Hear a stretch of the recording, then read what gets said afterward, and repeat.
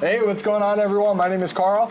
And my name is Bobby, and welcome back for our, fourth episode? Episode 4 of PPC, which is paid ads, pixels, and Cuban sandwiches. Where are we at today, Karl? We're in Downtown Saint Pete, home of the HOTH HQ at Lonni's, which is a local deli. Yeah, one of the HOTH team members' favorites down here, but this one is a little bit different because this is actually a deli. They're not a Cuban sandwich place or a Spanish bakery like we've done in the past. So this is going to be interesting. We've had some regular club sandwiches that are spectacular, but let's see how their Cuban stacks up. So let's take that first We're going to start with the bite. All right, cheers, sir. Cheers. Thank you. All right.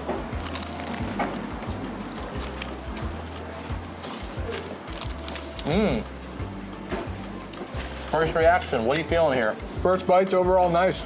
Crispy, nice texture, not too salty on the meat. That's one thing I was looking for. It wasn't as savory as I was expecting there. All right. Because there's actually a lot of meat. So first thoughts, we actually have double layers going on here. The what's it called when it goes forwards to backwards? We got a palindrome of a sandwich here. It starts with bread, pickle, salami, and then it goes opposite going out. So as we break it down, we got our pickle down there at the bottom, a key ingredient to any beautiful Cuban sandwich. It looks like they got the cheese and the mustard, and a pretty good helping of mustard, if I must say. Good ground mustard, too. Yeah, not that cheap yellow stuff. This is the good deli mustard stuff. So that was really good, but enough about Cuban sandwiches for just a little bit here. We got to talk about some marketing and paid ads. What are we talking about today? Well, we're going to be actually talking about what everyone wants to know for 2022 when it comes to paid ads. You've been hearing all about iOS 14 and iOS 15 and how terrifying that's been, right? No data, no reporting, nothing like that. But we're going to actually be talking about the 4 items today that you should be worried about in 2022 and what you can actually focus on in the next year coming up when it comes to paid ads. Data is a little rough right now. We're kind of scattered around. There's some things we can see in Facebook ads right now. There's some things we can't really see. It's not an easy time to be a marketer. It is not. And the good news is you are not alone. Every other company and marketer is struggling right now. But if we don't have the data to make all of our decisions, we can at least make sure that we're doing these 4 things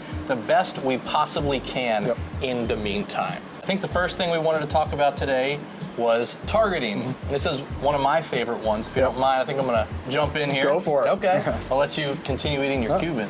I'm going to kind of break it down into 2 different ways that you can do this. And it kind of depends on how much time and effort that you or your team has to spend on Facebook ads. So kind of the traditional way that people did targeting was you set up audiences anywhere from like 50,000 people to maybe 250,000 people, and you could test those individual segments, and you could keep tweaking them and adding new people and trying new groups of people to see which one works best.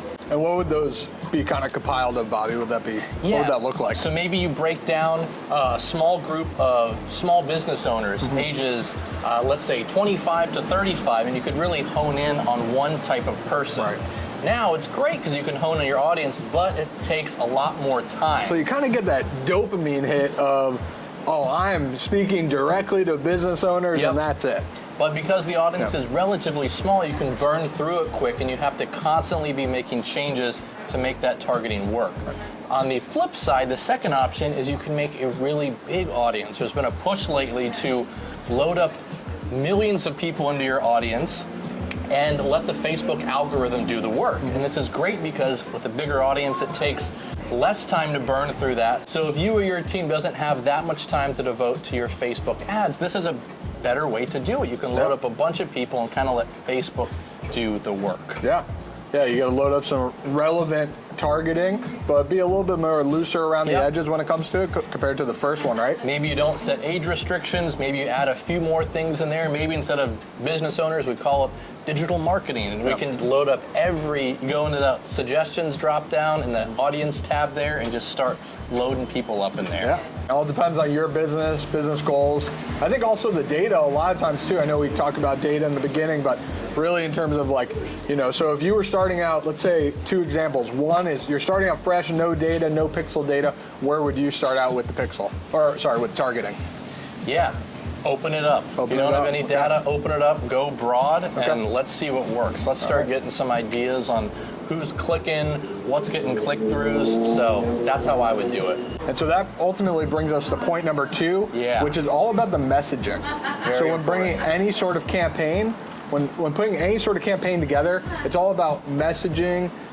Your targeting can be great, but it's all about the message you convey to your avatar. So what are they looking for? What pain points are they going through? What is really going to drive them to even that ad to catch their eye?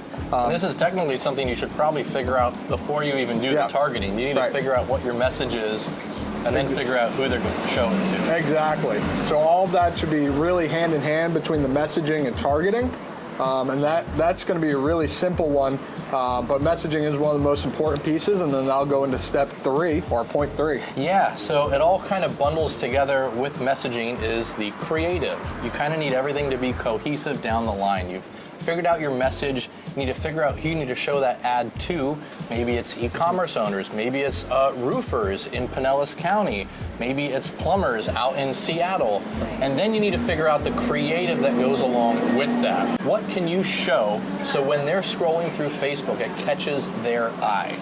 If you show a plumber something about roofers and roofing, they're probably not going to stop and scroll. But if you can really hone in your messaging to show your audience exactly what they're interested in, you're going to get them to stop the scroll and engage in your ad and hopefully click through to your landing page or your offer or your sales page, whatever it may be. Yeah, and a quick tip on creative, when thinking about, once again, your messaging, their pain points and things of that nature, that ad copy and that creative should match together, and it should encompass your messaging as a whole. If somebody's struggling to do something, if they're struggling to rank on Google with SEO, that's what your ad copy and creative should be all about. It should really capture that attention of that person.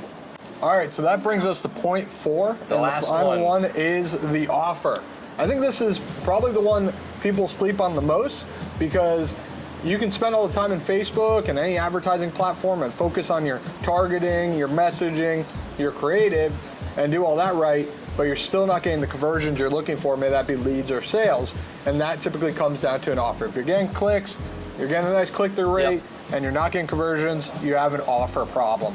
And a lot of people sleep on this one and don't want to work on it just because it does take a lot more energy, a lot more effort, a little bit more thinking and creativity. So it's really important to be testing out new offers, especially when scaling your campaigns. One offer isn't going to lead you to the promised land. Or do you mean more of like the actual thing that you're giving them? Is it a free discount? Is it a free consultation? Which one is it? Yeah, that's a good question. I mean, I think it really depends on where in the funnel that person is, right? So if you're looking at a cold audience, you may want to work that lead magnet or that discount. If you're looking for, if you're looking at a retargeting campaign, you're going to probably be looking at your product. I mean, that allows you to kind of break it down. So if you are getting people that may be coming in on a discount, you may look at your physical product offering that maybe you just, hey, the only way I can get sales is through offering a discount. So your price may just be too high. Yeah. One of my favorite things is everywhere you see is like the free consultation. But I really love when someone offers like a weird amount of money off. When you see like $23 off of this service, and just that weird number kind of catches my eye. Yeah, something different stands out from the crowd. And everyone has their own margins. They know what they can offer as far as a discount, but get creative with it.